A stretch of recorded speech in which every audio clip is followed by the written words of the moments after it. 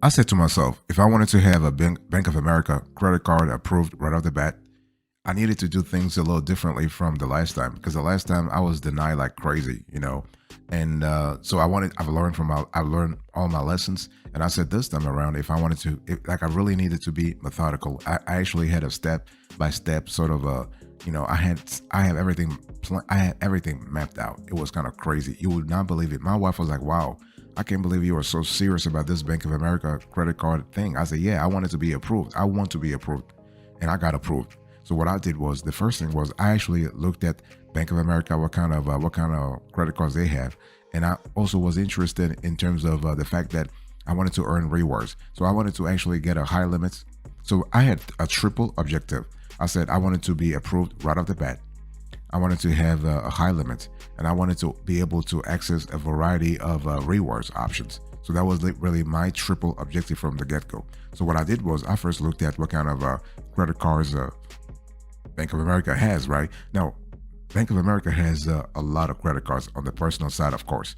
And so I wanted to actually find a credit card that fit my schedule, my lifestyle, my spending patterns, not just mine, but my wife and I and my family overall. So basically, I wanted to earn rewards, especially in the bonus categories. Because now that we have the kids around, I said to myself, I need to actually find the right bonus category that will help me, that will help my family actually earn up to 75 additional rewards. This is why I said to myself right off the bat, I need to sign up for the Bank of America, the Advantage program. That was really important. So that's number one. So I looked for the right card. So the right credit cards because I wanted to have a cashback credit card. I didn't want to have a balance transfer credit card from Bank of America or have like a 0%. I was like, listen, I really don't care about the 0% intro for 12 months or 9 months or whatever. No. And I was not interested in a travel credit card too, because right now, wifey and I, we just wanted to just chill a little bit here and not travel like the world for now because we're trying to save cash for a business that we're working on. So I said, okay, we want to go with an everyday sort of a cashback credit card from Bank of America. So we settled on a credit card right off the bat. So that's the first thing you want to do. If you want to apply for a Bank of America credit card, make sure that you sell on the right card right off the bat. And the thing is that Bank of America really pays attention a lot to your credit score. And what they do is they have something called primary credit score, but they also have the ancillary or secondary credit score. So in my case, I did not want to apply for a loan, but for not for a loan, for a credit card with my wife. I wanted to apply by myself. But now the thing is that Bank of America, since both of us we have accounts with Bank of America. What they do was, I mean, they will never tell you this, but I know they did because I've done my research. I asked people around. So Bank of America will check if you are applying for a credit card with them. They will check your FICO, but they will also check the FICO of the secondary person. So it's very easy because we both live in the same household. We have the same address. So Bank of America will see whether like if I have I have a 752, which I do in FICO score, and my wife has 300. You see the delta? There's a big delta there, right? So that could really raise the red flags for Bank of America because they were like, wow, how come this guy, he's actually doing so well financially, but his wife is just sort of like, struggling. So make sure that you pay attention to that because nobody tells you this, but this is what I have learned for many years by when I was dealing with Bank of America on the personal side, but also on the professional side. My business, actually, we study those things and realize that's what they do. Obviously, if you have a high credit score, you are actually going to qualify for a high credit limit. But make sure that you also have. So if you have a high credit score, that's cool. That's one thing I found.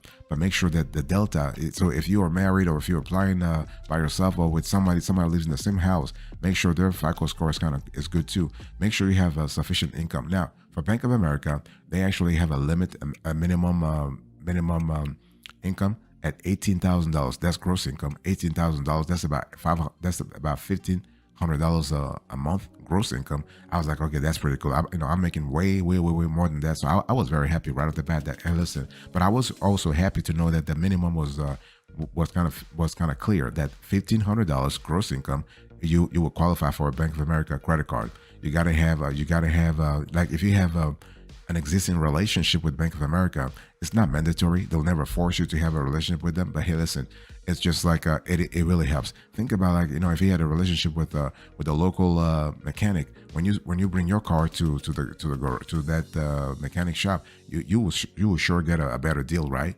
Versus if you had no relationship, no prior relationship, is the same thing. Same thing. And one thing I want to say, the one thing I did was, so I was so methodical when I applied for this Bank of America credit card, which I got anywhere with a very high limit. One thing I wanted to do was, I said to myself, you know what? Do I have offers? Because sometimes Bank of America will send you a pre-qual offer in the mail. They used to do this like a couple of years ago. I've been with Bank of America for nearly 23 years, 24 years. That was before I met my wife. No, before no, after I met my wife. One thing I wanted to say here is that they always send you offers. It can be a pre-screened offer. It could be a regular, like, it could be an email. Okay, so just be on the watch out for those offers, and especially you want to download right now. If you haven't already, you want to download the Bank of America mobile app, and this is where all the juice is really at. I mean, nowadays they don't push pre-qual notifications in the regular mail anymore. They don't want to do snail mail anymore. I mean, they still do it in certain parts of the country, especially if you live in the rural area, or like if you live in suburbia, and they actually will use the snail mail, but usually they will just go with an email, or with the mobile push. So you want to check to see if you have offers. Okay, that way you know exactly that you're not really wasting your time, and that not Wells Fargo, that Bank of America wants you. And you want to know your credit score. That's what I did. I actually made sure that I know my credit score. And again, I tend to monitor my credit score a lot. I'm not like most people. I'm really thorough when it comes to credit scores. People usually check their credit score for like every month or whatever. Like my friends and family, they always check their credit score every month. I'm like, listen, I ain't doing that. I check my credit score every single day. I check my credit score the same way I check the stock market to see if I'm up and down. I'm not really sort of like really stressed about it. I just want to know. So you want to know your credit score, and I also and if you want to boost your chances of getting a Bank of America credit card, this is what I just said. Think about the relationship. Open a Bank of America account.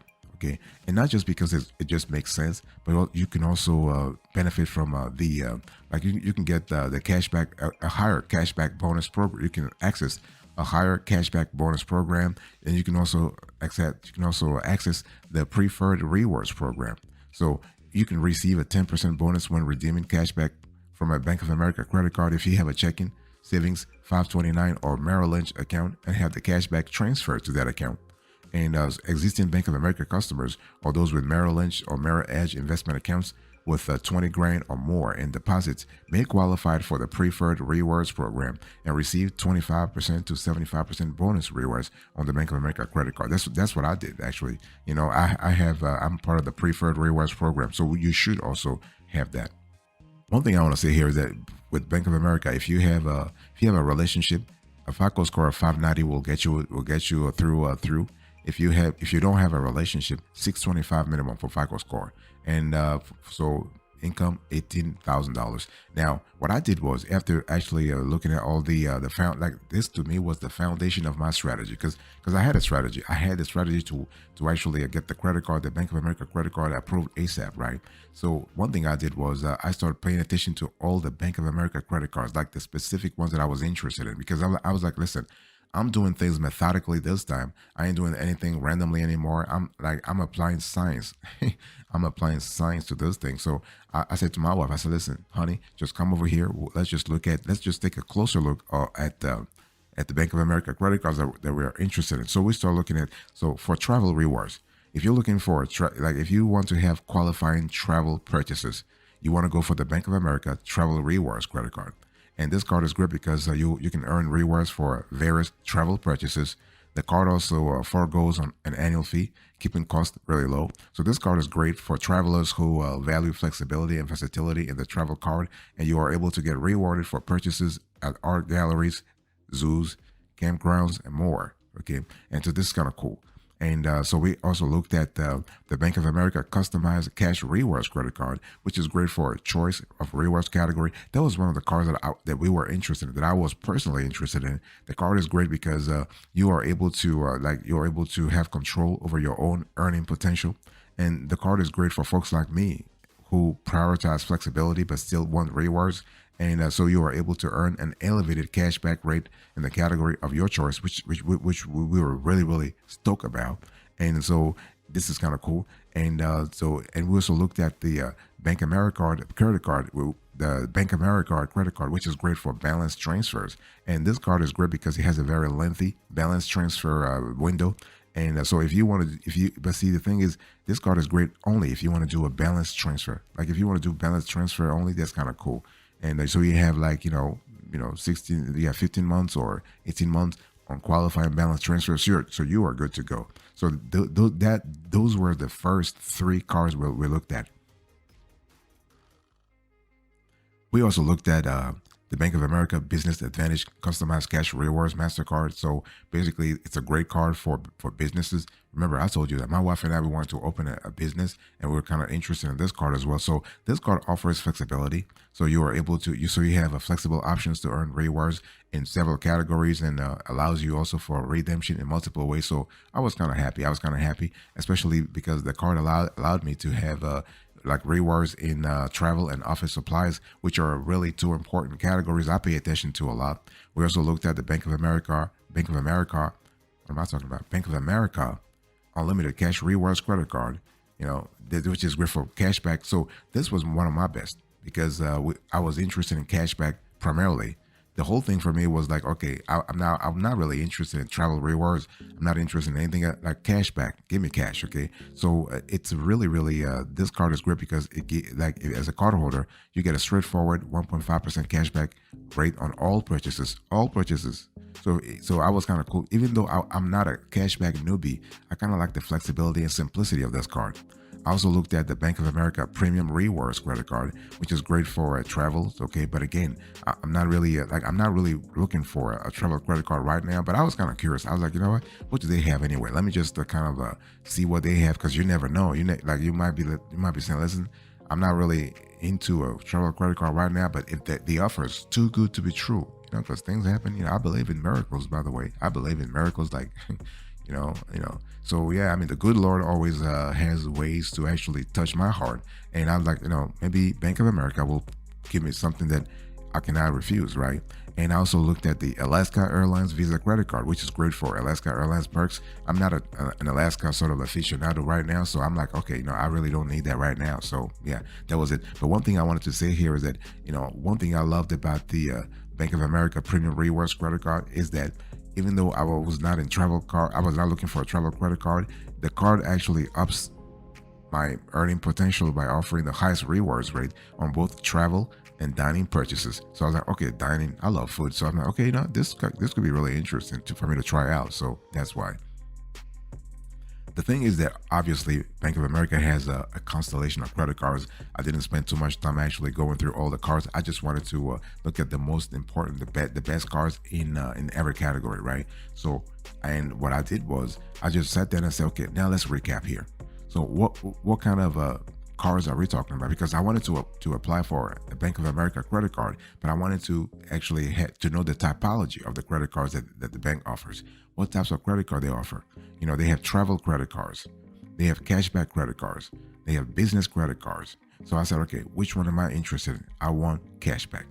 Okay, because Bank of America credit cards, like when it comes to cashback, they offer spending category flexibility, no hassle earning opportunities, and fairly high spending caps if they apply. Like if you are a preferred rewards member, you can actually get a very high sort of a rewards program. So this is kind of cool. And I was doing more research about the pros and cons of Bank of America credit card, because I'm like if I'm going with Bank of America, I wanted to know the pros and cons of their cards, because I did not want to be stuck with a card for the next 20 years and then regret everything. Remember, I'm a loyalist. I am very loyal in everything I do, in business, in personal life. So if I have a relationship with you, I think for the long term. So if I ever get a Bank of America credit card, that's what I said to myself. I said, listen, I will be in this thing for 20 years, for 30 years. If the good Lord actually still keeps me around, I'll be like, whatever. So I wanted to know the pros and cons of a Bank of America credit card. So I found that the pros, you have preferred rewards. So as a preferred rewards program member, you can boost your rewards earning rate by 75% depending on your membership tier. You have no or low annual fees. So most Bank of America cards either have no annual fee or low annual fee, making them, in my view, an affordable addition to your wallet, right? What about the cons here? So basically, you have high credit score barrier of entry. So especially if you don't have a relationship, they'll ask you for like 625 FICO score. So, but if you have a relationship, you can go all the way to 575. So that was kind of interesting for me. So they also have like a middle ground welcome bonuses. So their bonuses are not as attractive as Chase's or Cities or Wells Fargo's. But the thing is, if you are a preferred rewards member, you will love the numbers. Okay, that's why I guess they did it in such a way that they wanted to encourage folks to become a preferred rewards member. Like they wanted to ask people to park a lot of their cash with them. So it is a strategy. I get that. The only thing is that when you think of it, like even if you don't qualify for the preferred rewards member, it's still good to have a Bank of America credit card. Why? Because first of all, this is actually a financial behemoth. It's a financial titan in the United States. Bank of America is the number 2 banks in the United States. This is a lot. And they are also present in 35 countries. Okay, so they're not just in the States. So overall, this is a financial colossus.